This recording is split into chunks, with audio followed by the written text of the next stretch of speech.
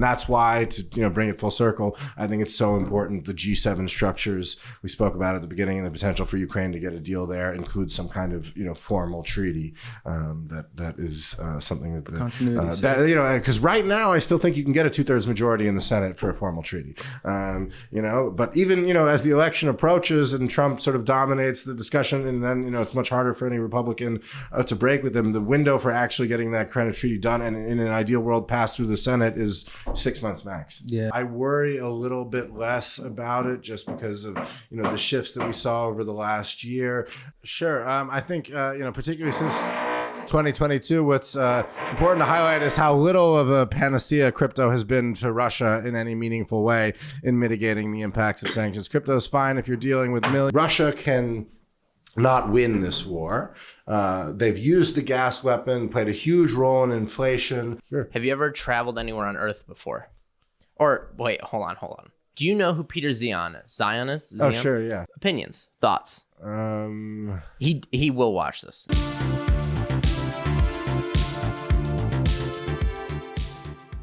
So today we have a very exciting guest with us. Max Hess is a geopolitical risk consultant and expert in all things Eurasia.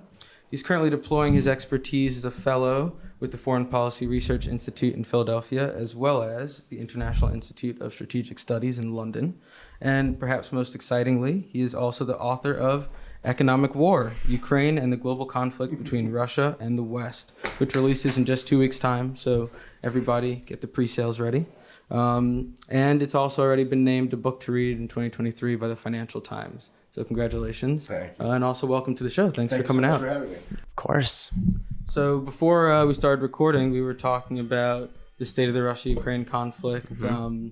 Wondering maybe it'd be good sort of at the outset just to get a high-level take on where you think things stand. Right now, the Ukrainian forces are counterattacking. The sort of rough start date to that counterattack is about the 5th or 6th of June. And there's only been marginal progress on the front in the south. But the Ukrainians are attempting to signal that they still have significant forces in reserve, including a lot of the best Western armor that's been delivered. I think that the reason that I say it could be a Pyrrhic victory at best for Putin is because even if Western support were to completely withdraw tomorrow and the Ukrainian army was left fighting with only the resources it has now, even for Putin to march all the way to Kyiv and to take Odessa and all of southern and eastern Ukraine and much of the center is simply out of reach. Putin has become the true father, I argue, of Ukrainian nationalism and uniting the country in a way that has never been done before, including in many of these areas which traditionally did vote for the more pro-Russian parties. But I think that a lot of the discourse around that is incorrect, right? People forget that Zelensky, the Ukrainian president, was actually seen as the softer on Russia candidate in 2019 when he was elected and won a larger share of the vote in the south and the east, although he won a nationwide overwhelming majority as well. And that attitude has really shifted. Those voices that are critical of him from the Ukrainian nationalist side in the far west of the country have all but entirely dissipated. There's been a huge unification. And I think that some of the best examples I've seen are individuals from Mariupol, where I had the good pleasure of traveling a few times in the early years after the first invasion in 2014, and which spent 8 years with the front lines just 3 kilometers outside it, have been resettled in Ukraine, and many of whom are learning Ukrainian language for the first time. And even those who it hasn't come to the language politics, the lingua franca in much of Kyiv is still Russian today. It has created a far stronger unity of the Ukrainian nation there. And that is, of course, what Putin was actually trying to destroy. If we look at his writings, his dribbling piece published, I think 2 years ago now, on the historic unity of the Ukrainian and Russian nationalities that he was writing while in this sort of paranoid COVID lockdown, that has sort of gone. Now, turning to the economic war that is being waged between Russia and the West, I think that it is quite clear that Russia can not win this war. They've used the gas weapon, played a huge role in inflation and the political and economic disturbance that caused not only in Europe, but globally last year. one of the sort of key points that had changed on the political battlefield before the election was the globalization of gas prices, which meant that this conflict was felt even in Pakistan or in the United States and played a key role in inflation there. The West sanctions have not completely choked off the Russian economy. I think there's some intent to that. We can discuss that in more detail on the sort of SWIFT and banking and financial sections if you want. But they have completely destroyed the possibility for any Russian growth or even sort of maintaining the status quo, particularly as China hasn't replaced it with a broad source of new loans and economic partnership that Russia needs, particularly on the technology front in that regard as well. Russia still has weapons it can use there and may well do if it is fearing a total collapse of the front in Ukraine. One of those includes really tinkering with its oil exports and potentially threatening to drive them down to zero in a hope to sort of recreate the impact of the gas weapon through oil markets that it did last year in a future scenario. And the West still has options to go and tighten the noose around Russia as well. There, I think it needs to be primarily focused on ensuring that it has the maximum potential impact on Russia while mitigating the risks to the Western economy. Because in the real outlook for things, the big risk that exists is that the West stops its economic and military support for Ukraine. And what could cause that is a renewed rise of populist parties in key decision-making countries, of course, in the United States in particular, but also in a number of European countries that would weaken that front. And the West may be guaranteed that it can win the economic war against Russia as long as it goes on, but Russia will be hoping that the West loses it internally. Yeah, no, that was some very helpful table setting for the last couple of years where things started. I'd say in the last, less than a month, there's been some interesting developments that might sort of affect the trajectory that we were just discussing, be it the cluster munitions that have been provided now, or that are on their way rather, be it the very confusing rebellion from Prigozhin recently. How do you see, the events of the last month affecting the state of the conflict? Sure. I think on the cluster munitions, one point that has to be made is that cluster munitions have been used in this conflict since Russia first invaded in 2014. So they are not new to the conflict there. What we've heard from Washington is that these are to help sustain the ammunition and rate of fire by Ukrainian forces while the West increases other forms of ammunition production. The amount of howitzer, mortar, and other forms of small rocket fire that have been launched by both sides in this conflict vastly outweighs annual production of both sides just in the last year alone. So there's a real important aspect there. And this has been important in many other conflicts as well. Philip Blood has a great book on the role of keeping ammunition going, in particular in World War II for the West's ability to win there. But the cluster munitions, are seen as a sort of handover and way to keep the Ukrainian rate of fire from decreasing while those additional supplies come online. The Prigozhin mutiny or coup, whatever you want to call it, certainly is one of the most interesting things to happen in Russia in recent years. I forget who it was now, but an esteemed academic tweeted out on the evening, no amount of Russia studies prepares you to study Russia. And I think there's some truth to that. Certainly there are many Russias as well, including within the current political system. And I think that's an important point to note. Mm-hmm. What I would say about it is that it demonstrated to many Russians, including individuals I know in St. Petersburg and Moscow, for the first time, a real risk of the war coming home to them. There have been some drone incidents in Moscow in particular, but what I think a lot of Russians are fearful of, even those who are critical of the war, is the risk that defeat in it leads to a civil war in Russia or something similar along those lines. It highlights the weakness of Putin's own system, as well as his own role in undermining it from within. Prigozhin, as Putin himself has admitted now, has been financed entirely by the Russian state for many years. Mm-hmm. One final point that I would make on it is that because of what I said earlier about this Pyrrhic victory, I think that it's impossible to state how long that timeline will be, whether it be 10, 15, 5 years. But I think that the decision to launch this full-scale invasion of Ukraine to effectively consolidate the Ukrainian nation, which Putin himself was so against, I think that as a result of that future scholars will discuss to what extent the invasion of Ukraine was similar to the Soviet invasion of Afghanistan. And the debate around the invasion of Afghanistan today very much remains, was it a key factor in causing the collapse of the Soviet Union, or did it pour fuel on the fire of trends that were already happening? I think, Prigozhin's mutiny and even what we've seen in the last 24 hours with another Russian general from the actual Ministry of Defense structures who'd been rotated out and removed from his command role on the front in Zaporozhye in the south, also accusing the defense minister of sort of stab in the back. I think that it's sort of raised new possibilities for the internal weakness of the Russian state and how that may eventually play out. That doesn't mean that I would be very confident in saying that, those timelines that I just laid out, and we have to remember the invasion of Afghanistan to the Soviet collapse was 12 years.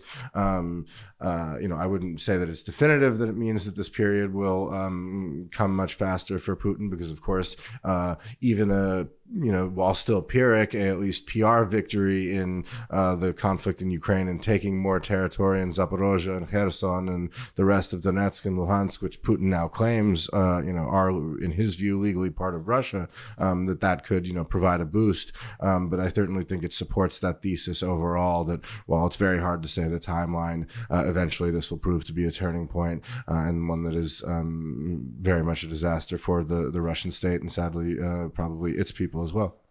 Sure, that's music to your ears, Ben. Yes. I have a question. Sure. Revolving this. So the NATO summit it was yesterday and the day before. And so they kind of slow rolled Ukraine on membership. And they say when the war is over. Now, we know the Russian military is dog water, right? It's terrible. And but they can still maintain this conflict for decades, even at low intensity. And so the question is, NATO has a problem here. They have to admit Ukraine because they can't let Russia dictate the policy of the alliance. But how do you how do you get Ukraine to this alliance if the conflict has the end, but Russia can continue to keep low intensity? Because even if they give up land, Russia can just still invade the new borders. Yeah, I completely agree. It's a very difficult position to be in, and I didn't think Ukraine was going to get anywhere meaningfully closer to NATO membership at this summit. But also I think one point that I'm keen to make is Ukraine was further from NATO membership at the beginning of this war than it was in 2008 when the first Bucharest summit happened, where it was promised eventual membership alongside Georgia, which many see as such a key turning point for Putin.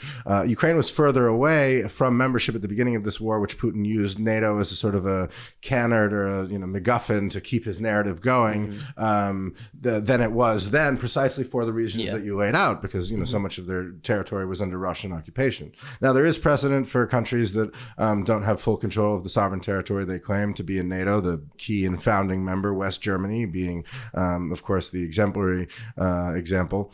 I would say that given the active hostilities and the precedent from Georgia, where Russia also effectively controls 20% of the territory, it does preclude NATO membership. What I am really much more interested in coming out of it was the readout, which is available from the UK government website, or the others. They all publish the same language on a G7 tie-up to provide some kind of security guarantees and legal structure between Ukraine. Now, what we saw yesterday was just an announcement to hold those discussions, but certainly the way I read it was around including some kind of formalized version at the end. I think it's imperative that come in treaty form, that there be treaty obligations from those countries to continue to support Ukraine. Some of them had already, including the US and the UK, had already in the mid-1990s agreed to the Budapest Memorandum alongside Russia to guarantee the inviolability of Ukraine's sovereign borders. That was, legal international agreement. We saw that it wasn't worth its weight on paper, first when Russia invaded, and then when Ukraine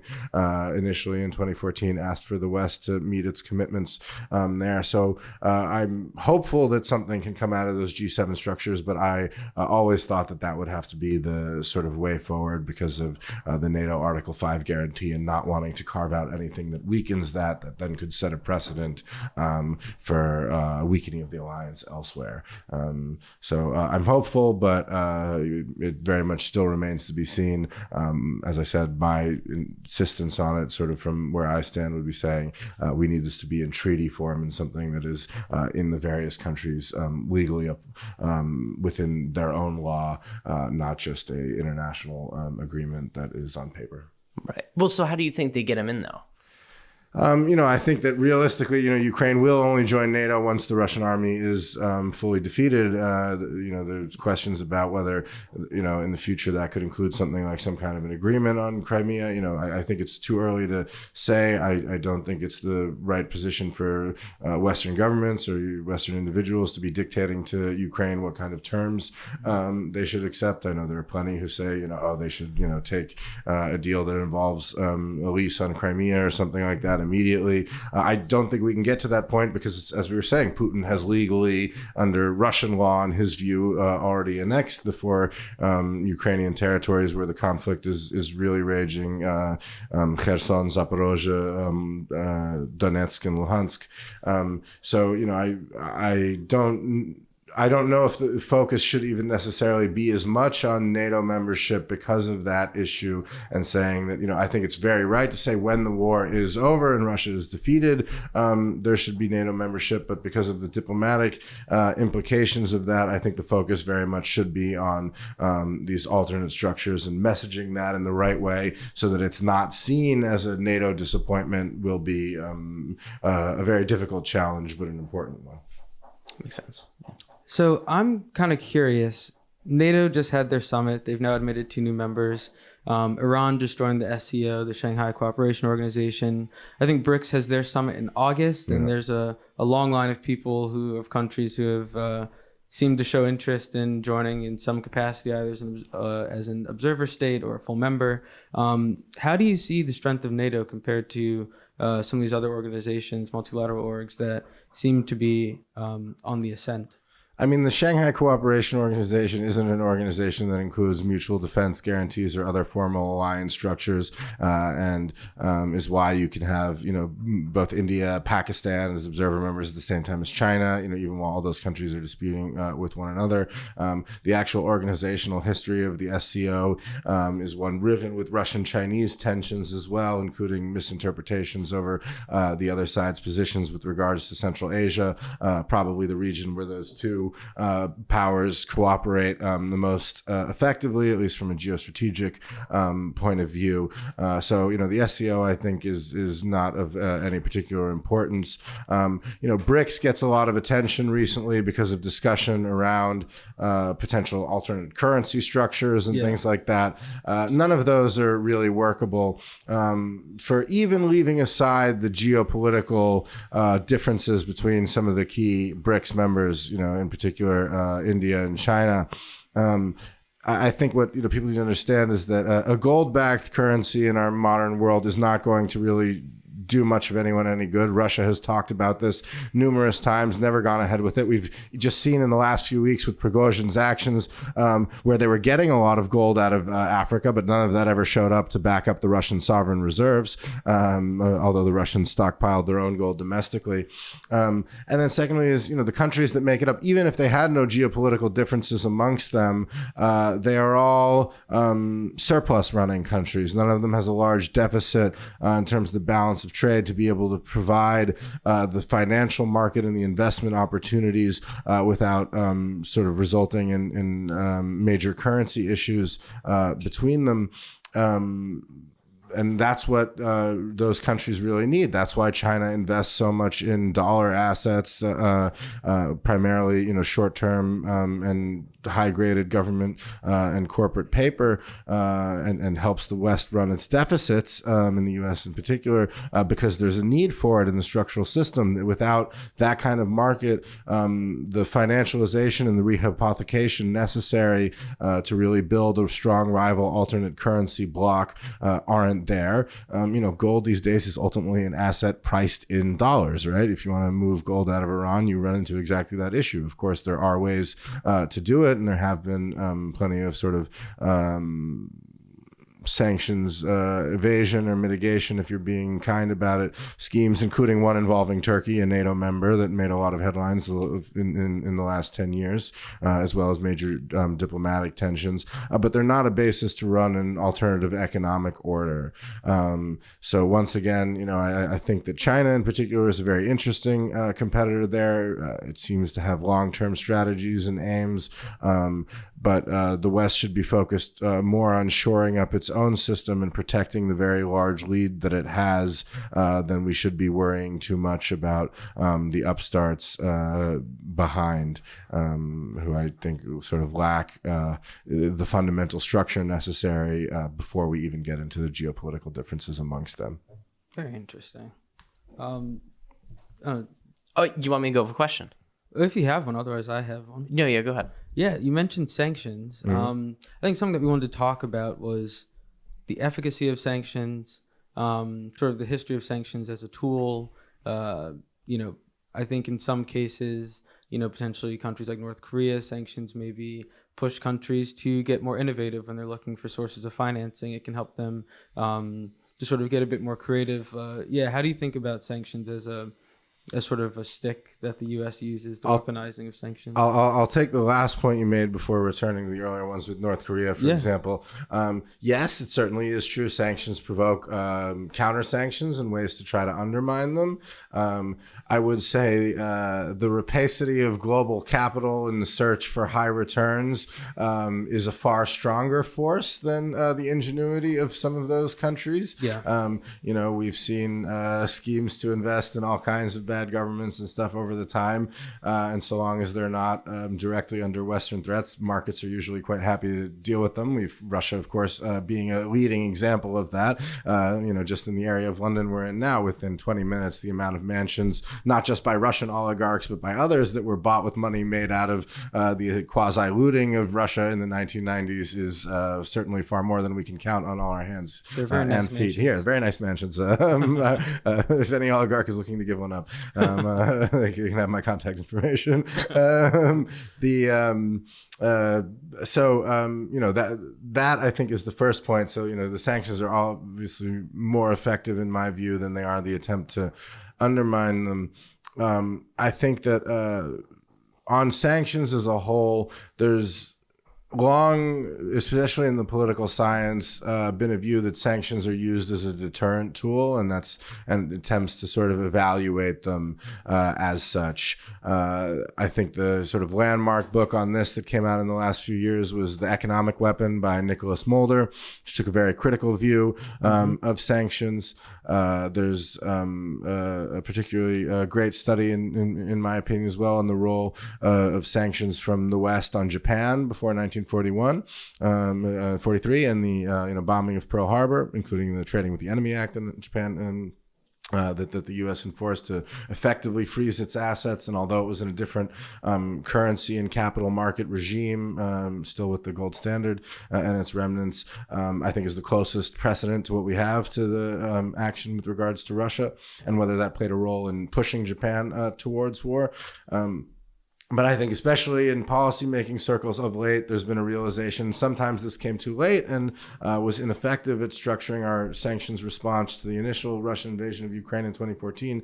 But that sanctions are, and this is certainly my view as well, not an effective deterrent tool, but what they are effective as is a form of war by other means. And I certainly prefer, as much as there were, and we can discuss the very real global macro impacts of the conflict last year in driving up inflation and causing so much of the economic and social tensions that occurred. I much prefer non-kinetic conflict through economic forms to direct forms of conflict that bring the West or other countries more death and destruction as a result of Putin's invasion. And I do think sanctions are very effective as a state capacity tool, and in sort of that sense of the war by other means, and that they will stop Russia from being able to grow, being able to invest, be able to finance its war machine going forward.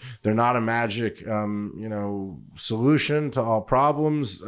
Countries, they're often misused and overused. I think that the U.S. approach to Cuba in particular is one where, sanctions have not worked for decades. And, the sanctions in Cuba were very much a regime change tool, hoping that they would all dissuade Castro from pursuing the communist path more fully and then enabling the alternatives to come up.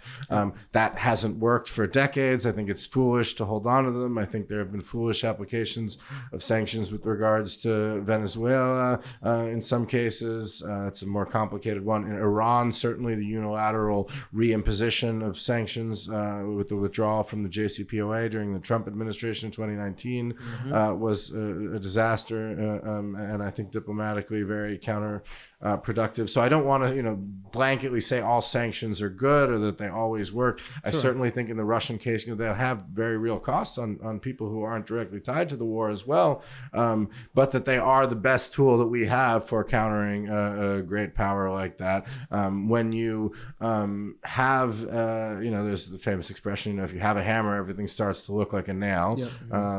And I think we need to be more judicious and wise in our use and application of it. And we also need to see sanctions as one of two sides, which is, the carrot and stick. They are the stick. We need to be better about using the carrot, even if that involves sort of challenging fundamental market principles in our competition with Russia and with China and others, rather than just look to sanctions or in some cases tariff measures, which really are a form of sanction as well, to solve everything.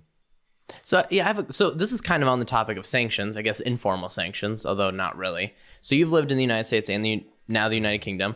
And so I want your thoughts on the United States' absolute refusal to give the United Kingdom a trade deal in order to prove a point about leaving the EU and to send a message to every other ally about the consequences of leaving and how Uncle Sam's just not going to tolerate it.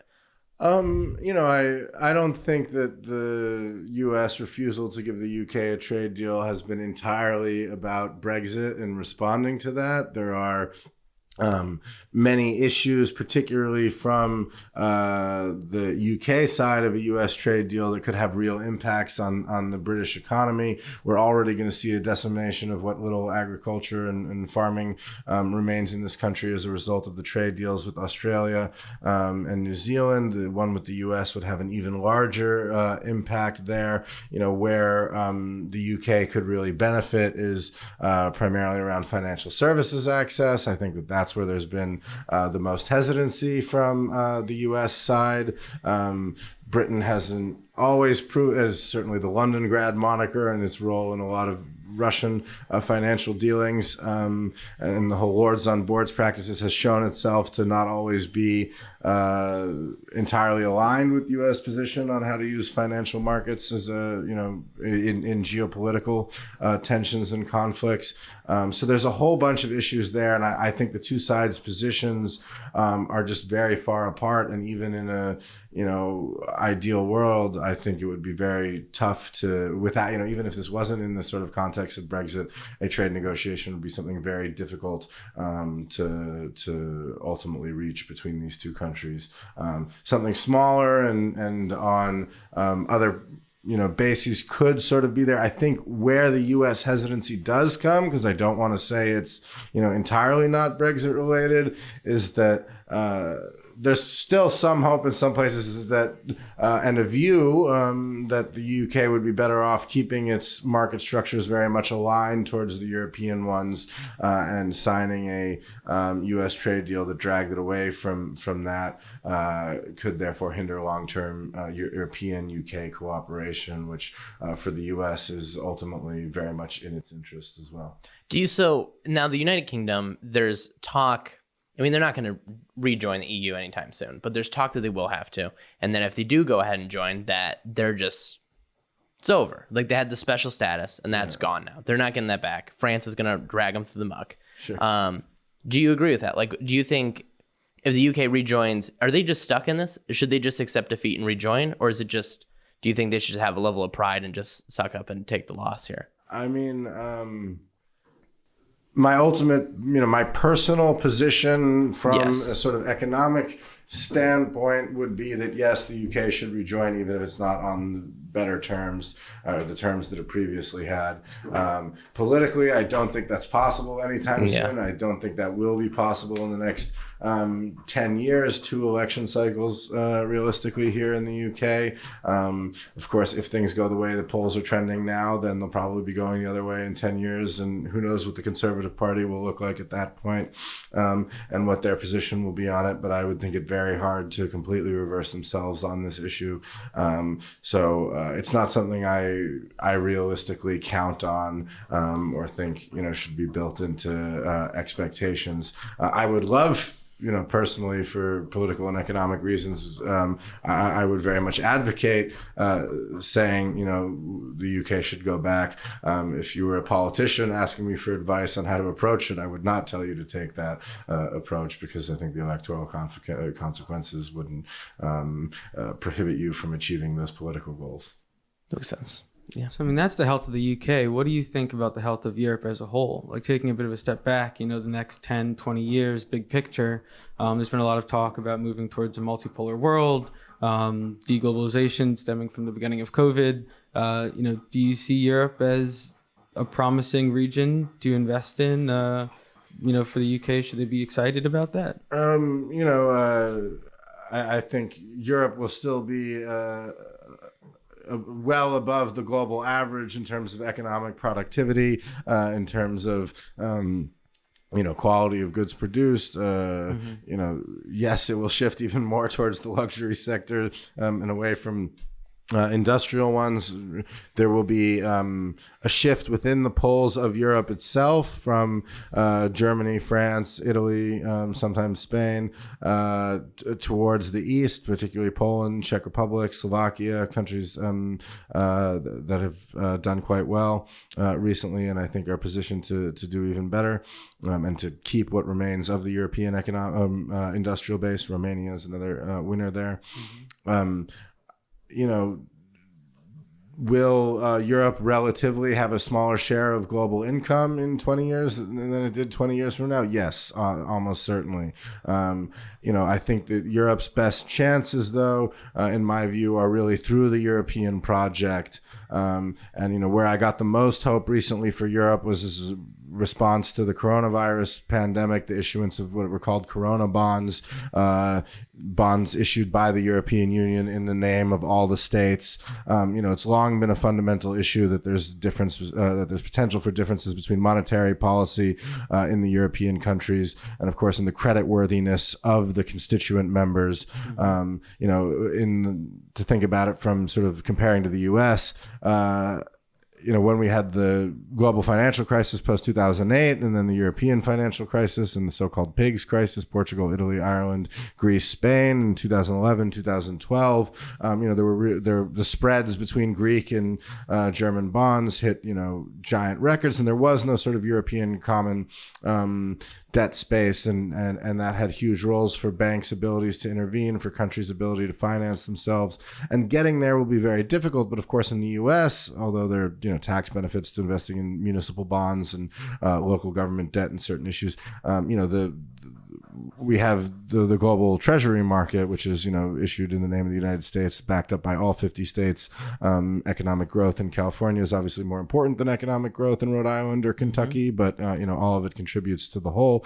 And so much the same as Greece's economy, just given population size, will never, compete with the German economy. I think federalizing that debt and the political ramifications thereof are what Europe needs to succeed as an economic superpower, and to remain a relative economic power. There's been very little progress on that. Quite a few issues have emerged since then. It's one area where I thought there could be another sort of kick after the Russian full-scale invasion of Ukraine last year. We haven't gotten there yet, and I don't expect major progress on it. I would, love to see it, but in sort of the horizons we're talking about, 5, 10, 15 years, I was surprised by and very happily welcomed the progress that we got after the COVID pandemic and the response to that. But I still think there are too many issues within the EU, and a lot more focus needs to be done on ensuring people see the EU as their democratic voice as well. The low turnout in European parliamentary elections is what helped the UKIP in this country come to the fore, right? Because they couldn't win representation in the national elections here. They could at that level, and low turnout in European parliamentary elections is something we see in a number of other countries that even have very pro-European governments. I think actually just reforming the European Parliament would be very difficult. The EU's attempts at doing so in recent years have been misguided. I've long hoped that sort of the financial side would lead to those political reforms. Mm-hmm. I now increasingly see it as, sort of we need to put the horse before the cart and have the political ones lead to get the buy-in from people economically. So moving eastward, I had to get my directions right. Russia and China. Sure. They want everyone to believe that they're best friends, that they've got this together. What do you think? Is it bollocks? I don't know if I would go quite as far as bollocks, but I certainly think that the friendship without limits that Putin and Xi declared at the beginning of February last year before the invasion, which apparently China was not aware of ahead of time, as best we know. Great friendship. That's a great friendship right there. I think it's really proven to be a partnership with constraints rather than a friendship without limits. And to make it most succinct, since the full-scale invasion, Putin has wanted 3 things from China. He's wanted first the easiest one, which is full agreement on the Power of Siberia 2 pipeline to replace the lost European gas market. Second one, very obvious that he wants, is direct and clear defensive material support for the invasion of Ukraine. And then third are some of the market ones we talked about earlier. Chinese help in mitigating the impact of Western sanctions, primarily through the creation of a new credit market, new large-scale loans to Russia. The kind of stuff that China, provides people who it isn't even friends with on paper through the Belt and Road program. None of those 3 things have been offered by Beijing to Moscow since the war began. I think China sees very much Russia primarily through the view of the enemy of my primary enemy, being the United States, is my friend. On paper and diplomatically, they have a strong partnership. But I think there's a lot of talk in the West that really overblows it. And sometimes I worry that we go so far that we risk pushing China more into Moscow's camp than it would be without our actions on that front.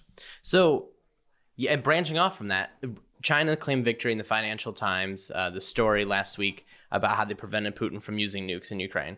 And then in that article, they kind of buried the lead that the United States, France, and United Kingdom had communicated to Russia that they would use conventional weapons to strike their forces should they use a nuclear weapon in Ukraine.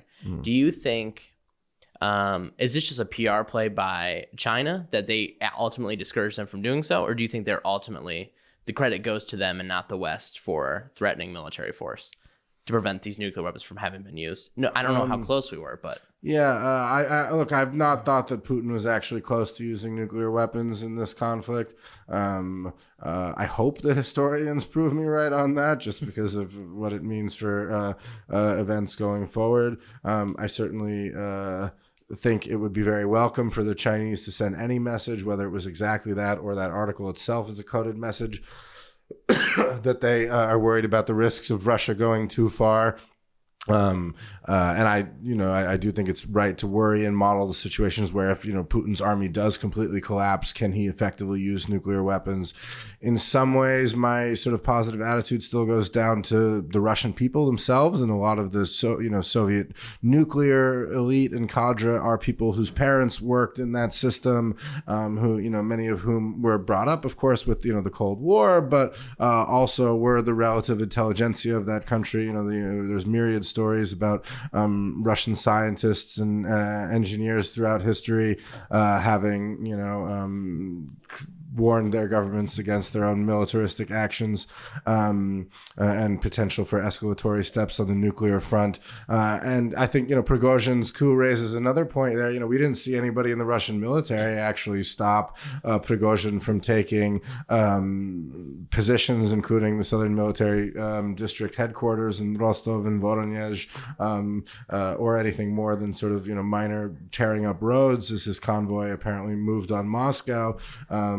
I think that the chances for sort of people fading away from the Soviet nuclear action or threats to it, wouldn't come in anything the same way, but it does raise my hopes that individual Russian action, or in this case inaction, is something that could stop Putin from actually being able to carry through that. But I do think we have to plan for the scenario where, okay, if the Russian army is collapsing and Putin is worried about, Putin has long been known to, fear a Gaddafi scenario for himself, which for anyone who doesn't know is a reference to the post 2011 Arab Spring. Gaddafi spent a brief while on the run as the country went into civil war, and then ultimately Gaddafi was found on the streets and by his opponents and brutalized and murdered there. And I think Putin would do pretty much anything to avoid that same kind of fate for himself. So so before I ask this question, do you personally know Henry Kissinger? I do not know Henry Kissinger. So then I feel comfortable asking this then. All right. I'm going to name 3 events. Yeah. And you tell me. For the record, I do want to say Henry Kissinger is a war criminal. This is the perfect game then. Not somebody who I'm interested in getting to know. No, this is the perfect game then. Yeah. Do you think Henry Kissinger outlives this Russia-Ukraine war? And do you think he outlives the dollar as a reserve currency? How long is this guy living? He's 100. No, Henry Kissinger will definitely not outlive the dollar as a reserve currency. It's not going anywhere. As much as Henry Kissinger is responsible for the deaths of. This is Henry himself, man. Henry Kissinger is currently he's next door, building the reserve for the new Agent Orange next door. He's like, I heard that. As much as his bomb chart right here. As much as Henry Kissinger has a lot of blood on his hands, I don't wish of course, death upon anybody. So I can say what I would hope on the war, but certainly the dollar system will long outlive Henry Kissinger, and probably all of us at this table. Yeah. So, a couple questions. One, we're talking about debt, sort of the economic impacts of this Russia-Ukraine conflict.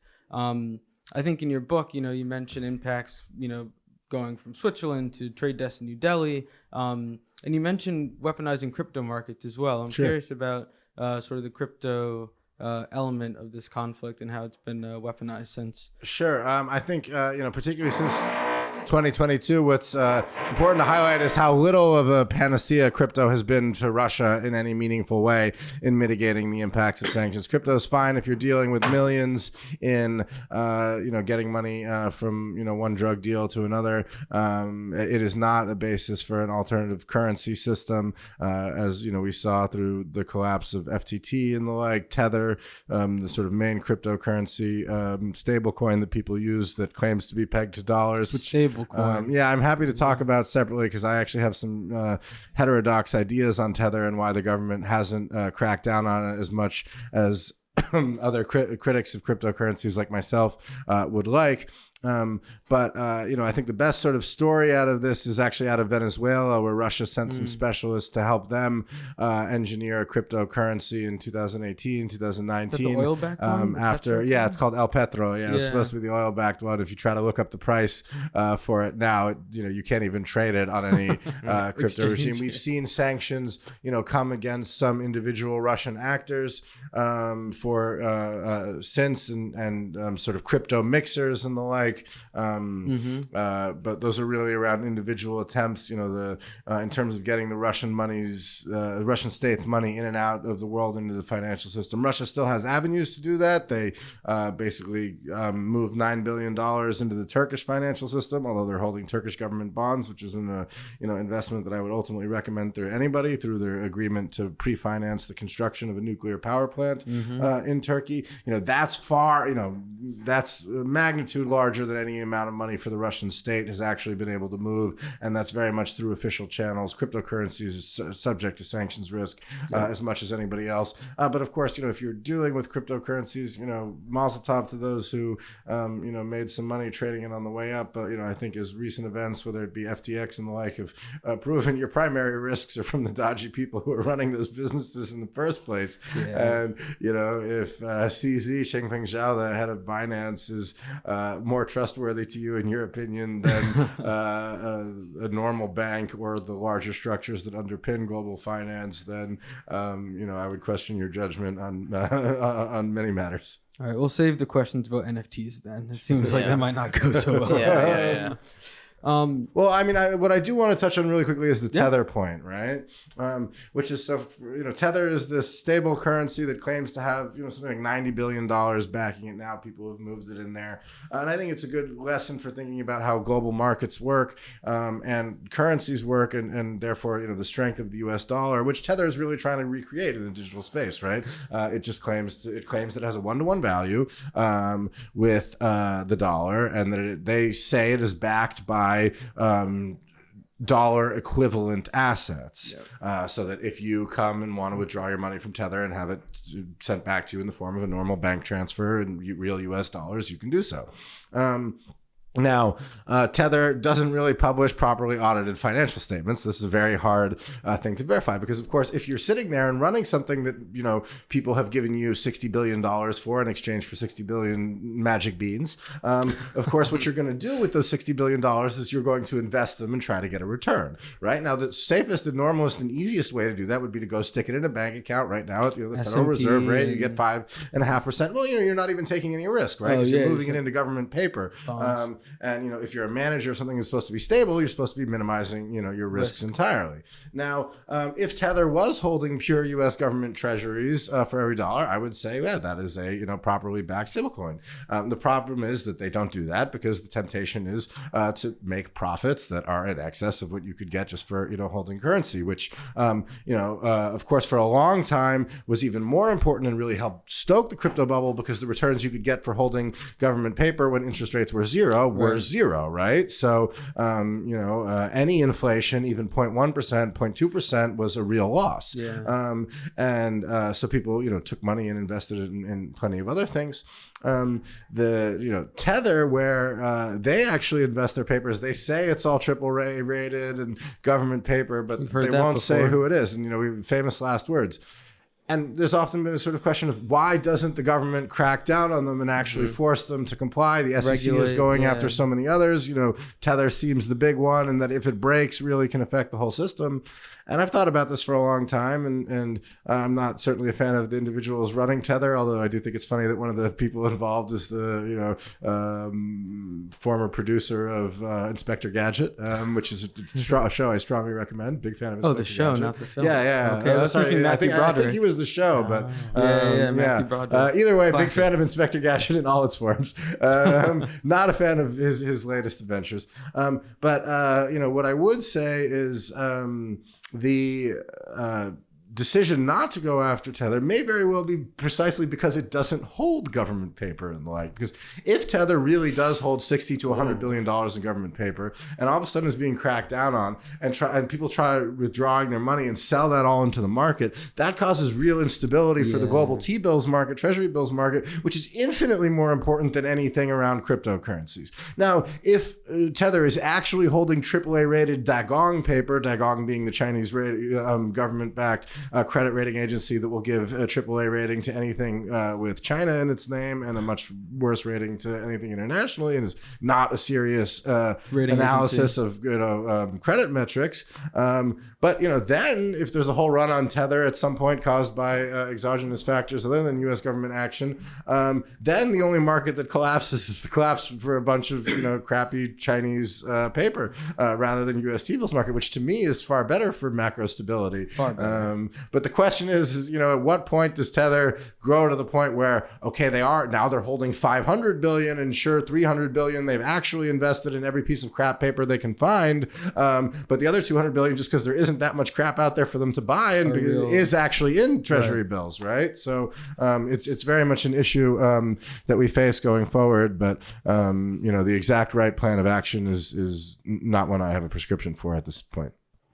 Well, speaking of investment, something that we've seen is in Ukraine, it seems like there is a joint venture between, I guess, BlackRock and JP Morgan. They've developed this reconstruction bank for after the conflict ends to help direct, investment funding back into Ukraine to help them rebuild. I think the bill right now is upwards of $100 billion they'll need to repair everything that's been destroyed since the beginning of the conflict. What are the prospects for Ukraine once this all ends? I mean, are they going to regret this whole campaign? Are they going to wish that they had? Yes, of course. The consensus along which Ukraine will be rebuilt when the conflict is over will be the Washington neoliberal consensus. Every indication very much points towards that.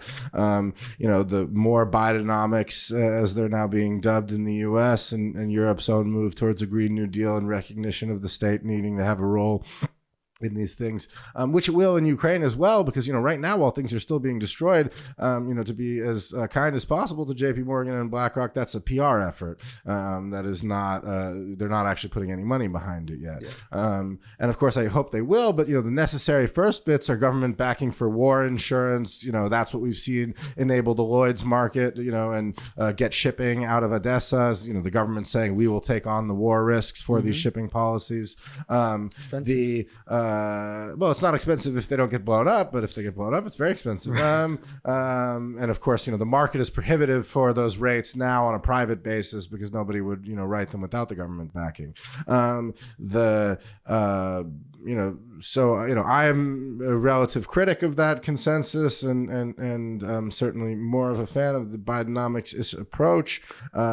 I would say, Ukraine will be rebuilt if the West wins. Ukraine will not be rebuilt if Russia wins. And that's the sad reality of the binary that we face. And we see this in Mariupol, which we spoke about earlier, very clearly in my travels there.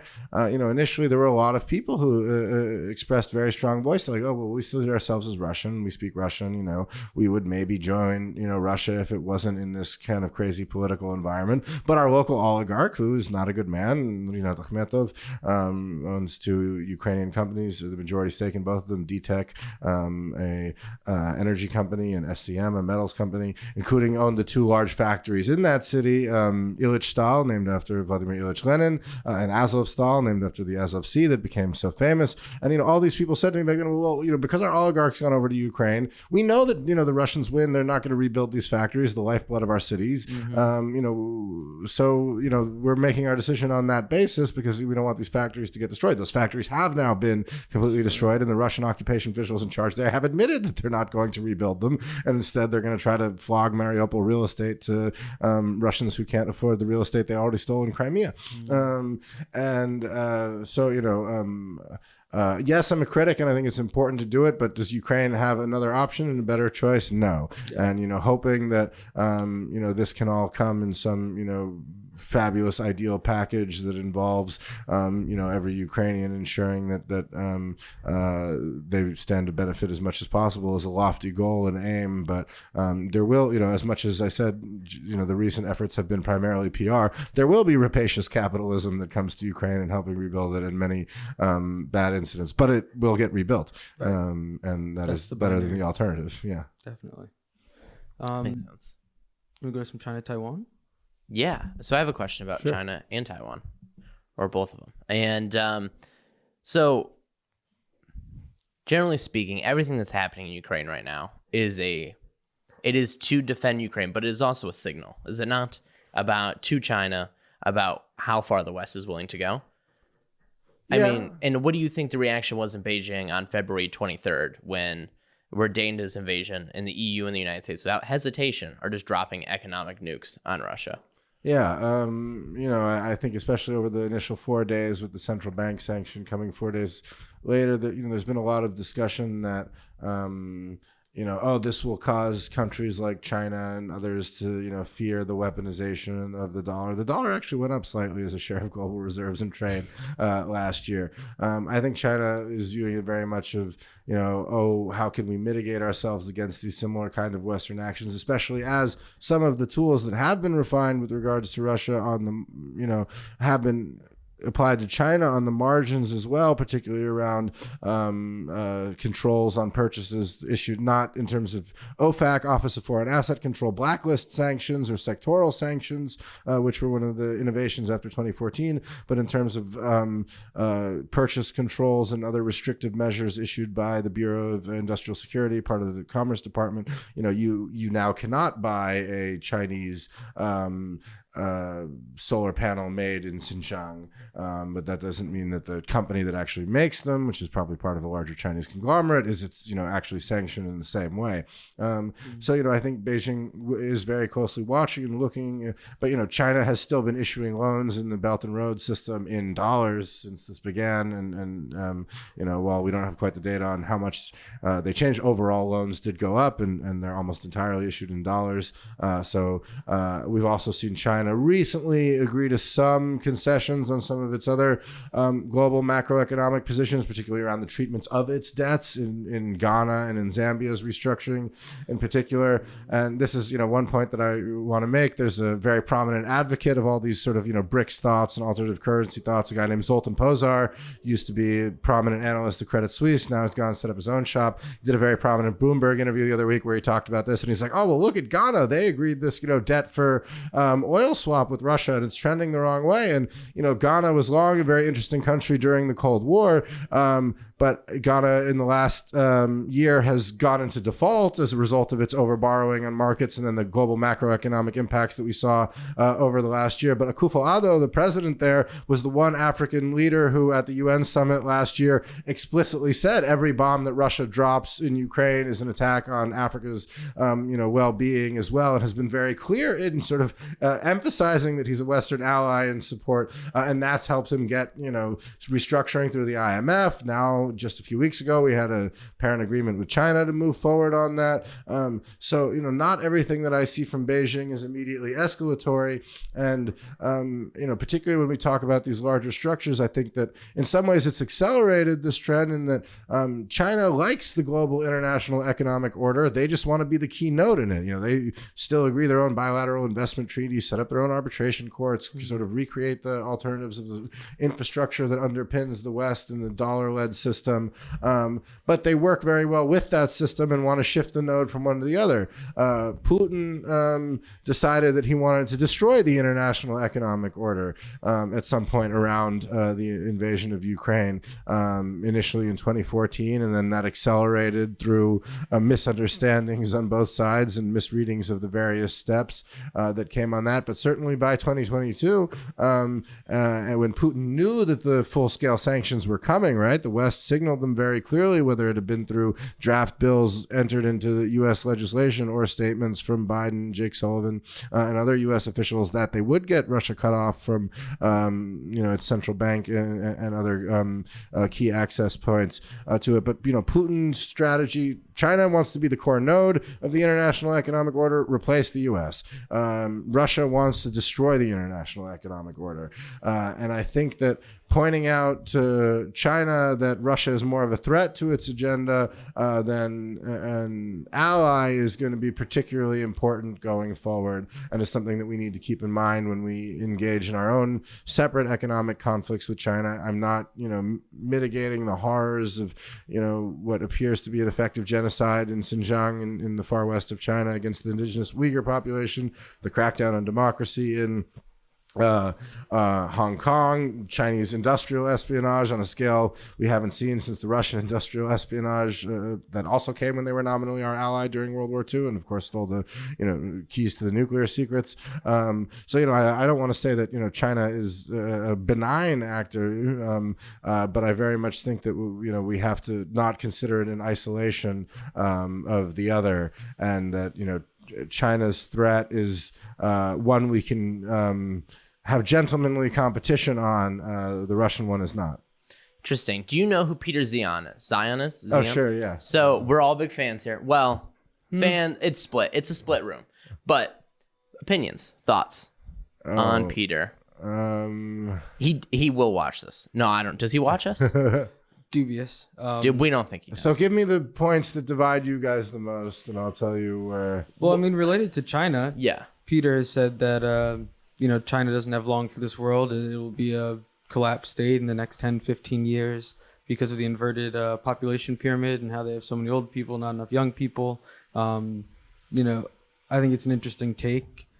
I wonder, if Peter even worries about China, if, they're going to be gone in a few years anyway. Do you think China's going to be gone soon? Do you think that a failing China is on the horizon, and that we should factor that in? Yeah, is it that easy? Russia's had horrible demographics for years, and there are plenty of people who are Russia specialists who argue that was a big reason in Putin's decision to invade.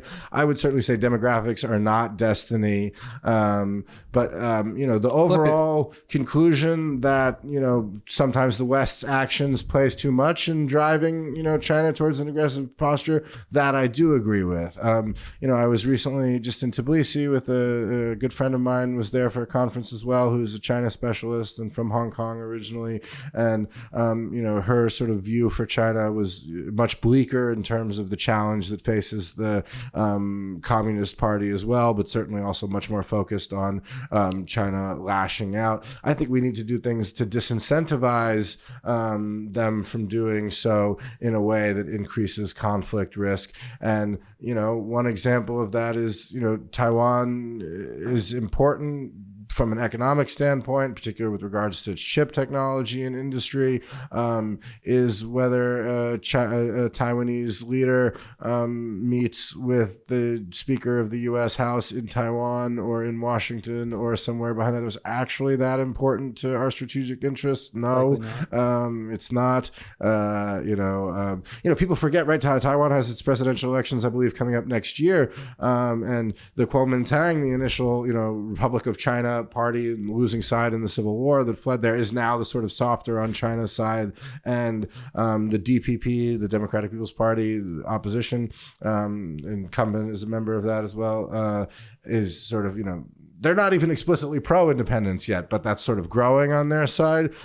One of the individuals standing to be or who is believed to be planning to stand for the head of the KMT, Kuomintang, candidacy is the founder of Foxconn, the Chinese company that builds, so many Apple phones, and primarily does so in China, in the People's Republic of the mainland of China as well. And I'm like, okay, this may be a guy who's less pro-Western explicitly, but clearly somebody who can lower tensions between China through economic interdependence. I think there are real limits to that, and we shouldn't look at economic interdependence with China as the end-all be-all. That was a real mistake in Germany. Economic interdependence works when you have two countries that are democracies that are responsive to the economic wishes of their people. It does not work in dictatorships like Russia or China, where they are not. because the side that is democratic is at a disadvantage because it has no public constituency on the other side that can actually impact any change through protecting those ties, whereas in a country like the US or in Germany or in Taiwan, where business interests are very politically influential, of course Beijing or Russia's actions in those cases can and did in Russia's case go a lot further in achieving political aims helpful to the relative dictatorship. But yeah, I think that we're not predestined for conflict with China. China is in my view, certainly not predestined for collapse. As much as their government structures aren't ones that I would like. I don't think it's pure luck that they've ended up managing to grow their economy so much in the last 30, 40 years, that. A much better world is one, in my view, undoubtedly. I'm not as young and idealistic as I once was and wanted, the U.S. to be taken down a notch.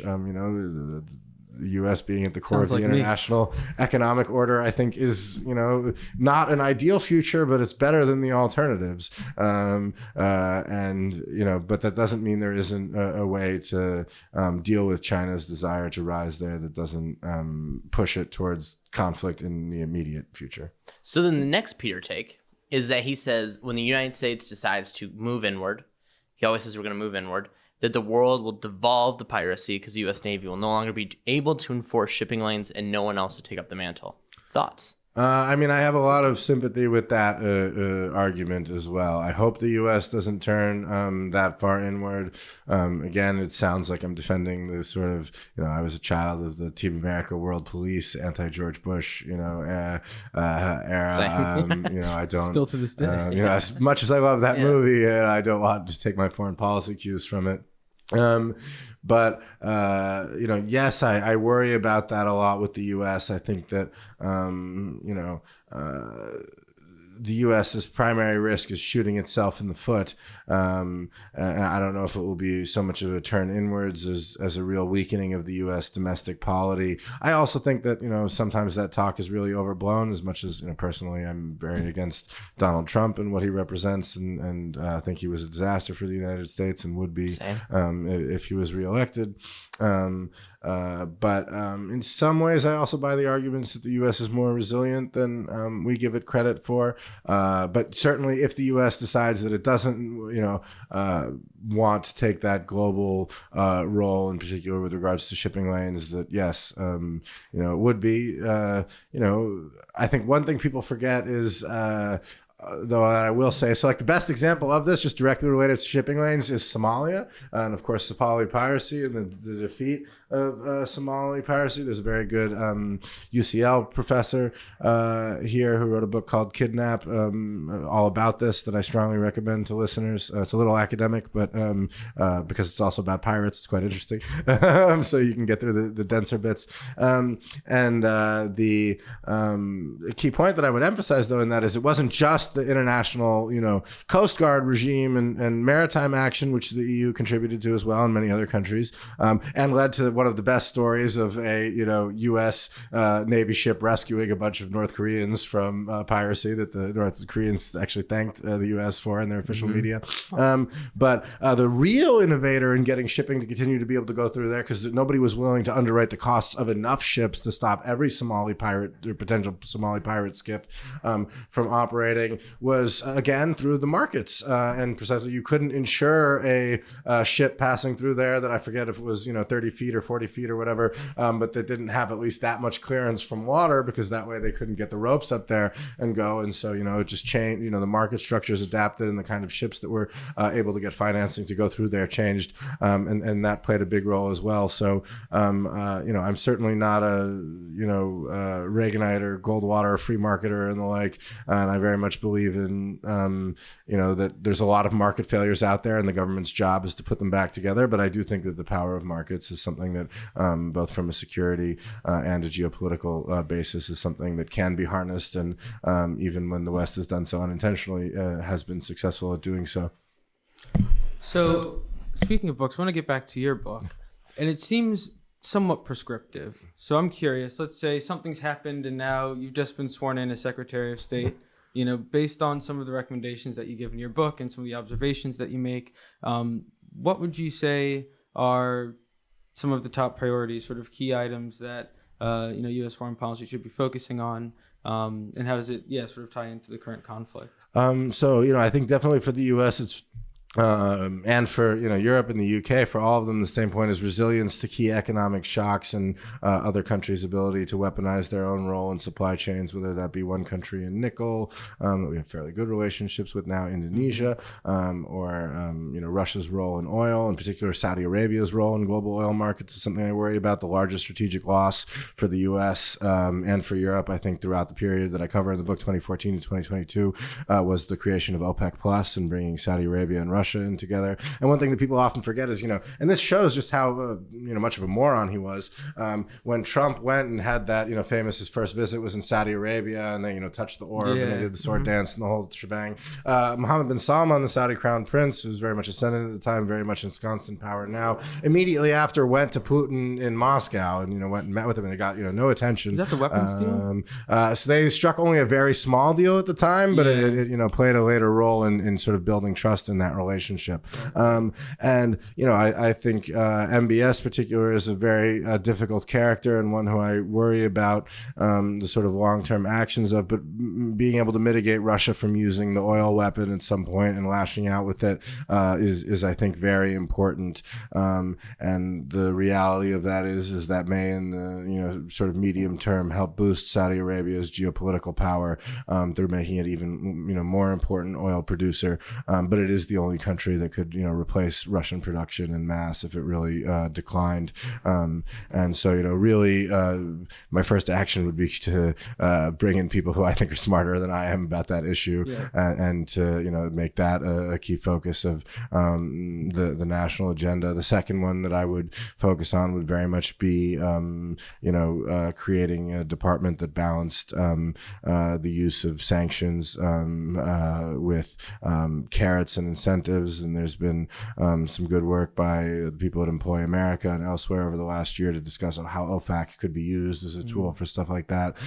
We actually already have the U.S. International Development Finance Corporation, which actually came together during the Trump administration, putting together some remnants of the U.S. Export-Import Bank, OPIC, the Overseas Private Investment Corporation, the USAID, and was sort of viewed as potential for creating an alternative to Belt and Road financial structures. We've long had that. The World Bank and EBRD and other Western aligned ones are hugely important.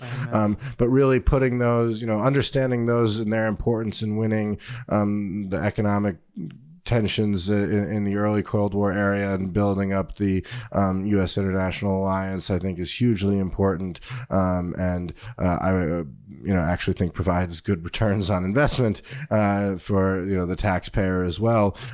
So I would certainly look to build up those functions as well. Strong agenda. Yeah, strong agenda. Do you think, you mentioned thinking about oil with respect to Russia. Do you think at all about grain as a commodity? And sure, yeah. We have this is an important one because the grain deal comes up for renewal on the 17th.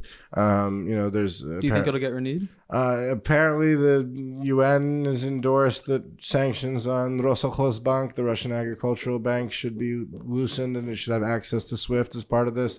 Roskosbank was found to be financing Russian oil companies last year that seemed to be involved in the mitigation of the price cap. So I'm not so sure that I agree with that exact measure, if that is the one that happens. But Russia has talked tough about the grain deal, and they need the foreign currency every time as well. I worry a little bit less about it just because of the shifts that we saw over the last year to particular African countries buying more from Romania, France, elsewhere. I think that that risk has been blunted somewhat, but yes, it is very much still one of the other areas where Russia can potentially weaponize it.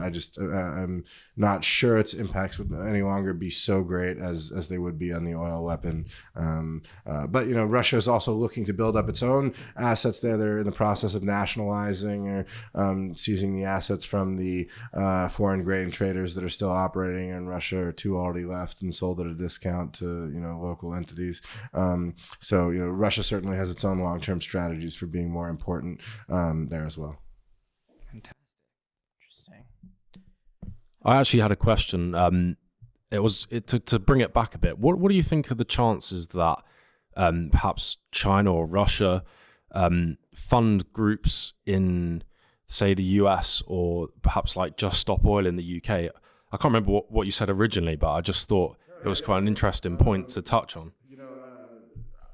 I don't know enough about China's history of those kind of operations to say how much precedent there is for it. There, certainly has been a lot of Chinese espionage that has come to light in recent years. It wouldn't surprise me.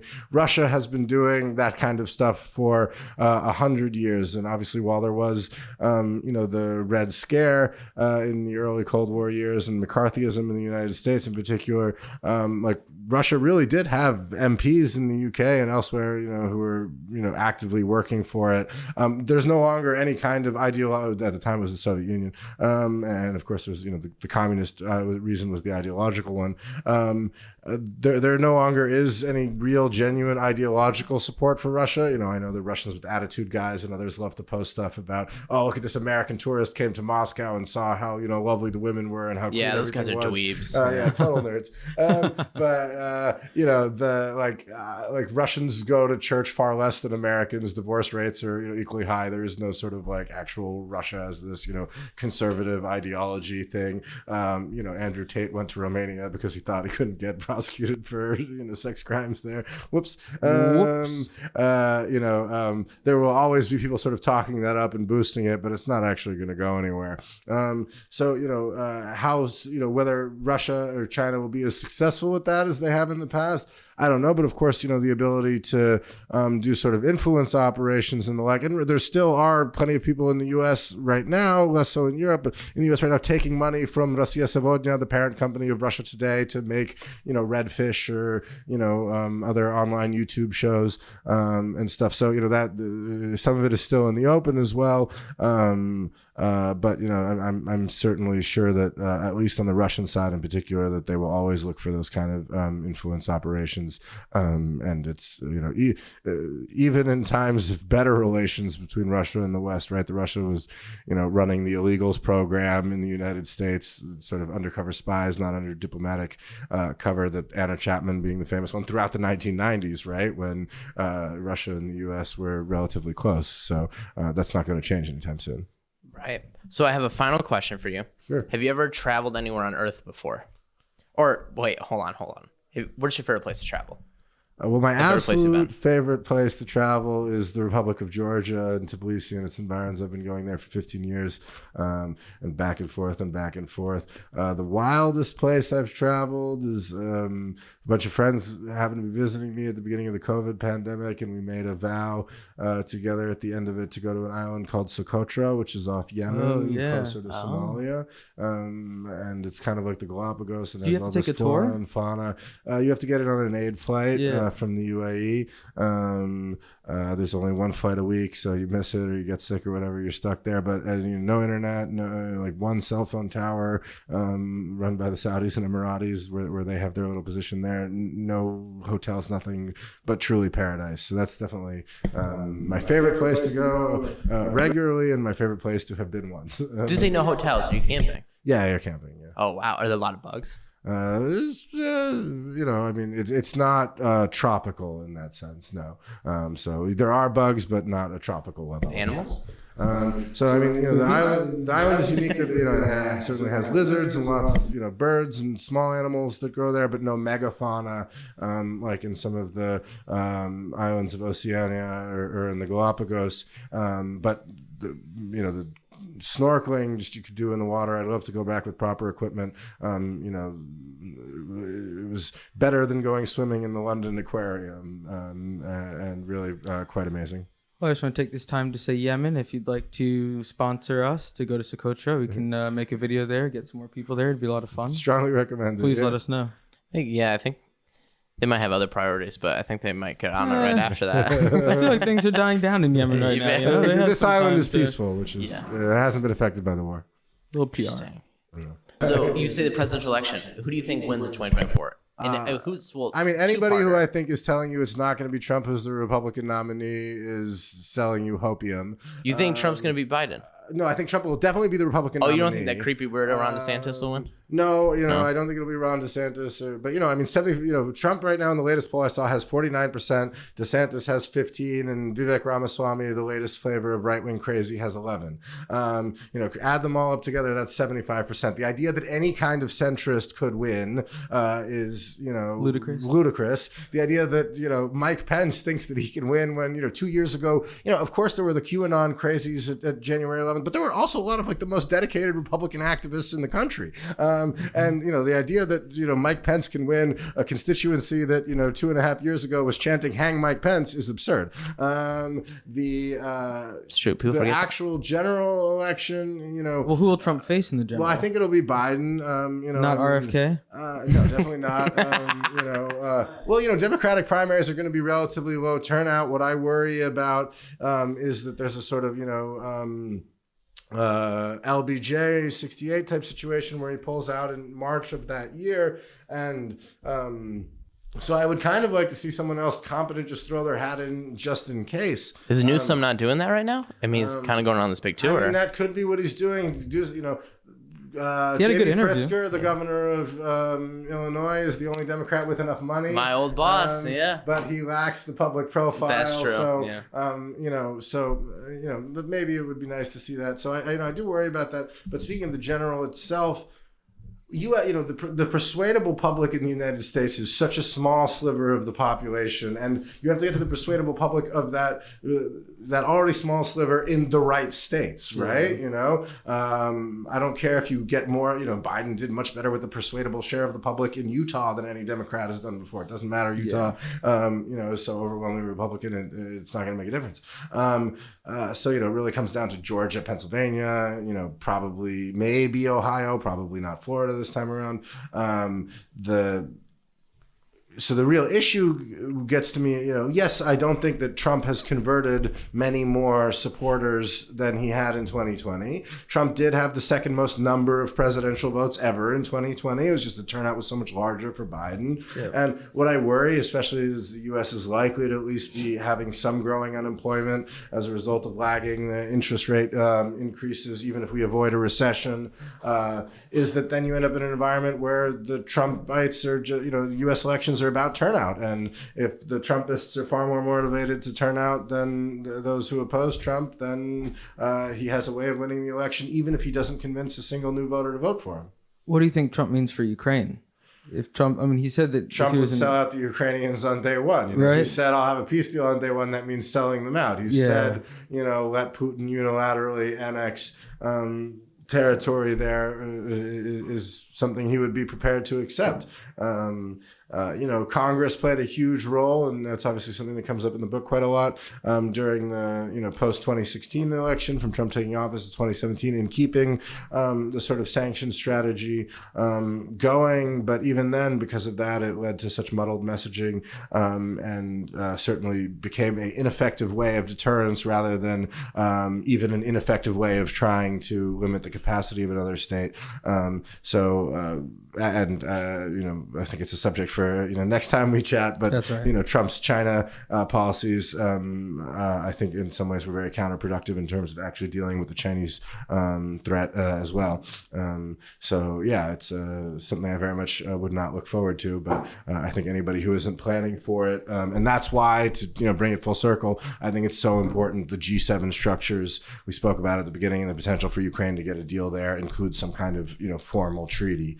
That is something that because right now I still think you can get a 2/3 majority in the Senate for a formal treaty. But even as the election approaches and Trump sort of dominates the discussion, and then it's much harder for any Republican to break with him. The window for actually getting that kind of treaty done and in an ideal world passed through the Senate is 6 months max. Yeah, so it's got to happen now. Yeah. All right. Well. All right. Let's wrap it. Yeah. No, this has been fantastic. Well, thanks so much. I really enjoyed this.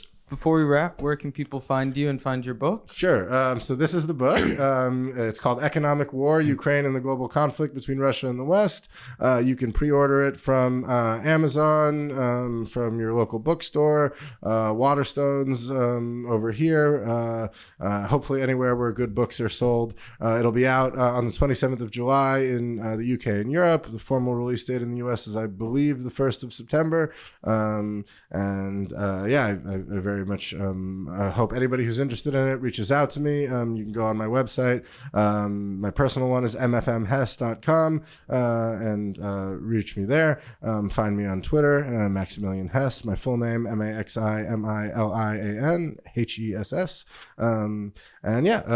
Any thoughts that anybody had on this? Obviously, these are my favorite topics to discuss, so feel free to slide into my DMs and continue the conversation there. It's a good way to get a date, too. I have the dog for that. I hope you can bring him next time. Next time I'll bring him. He loves it up here. Yeah. Amazing. All right. Well, thank you. Thank you. Yes, thank you so much.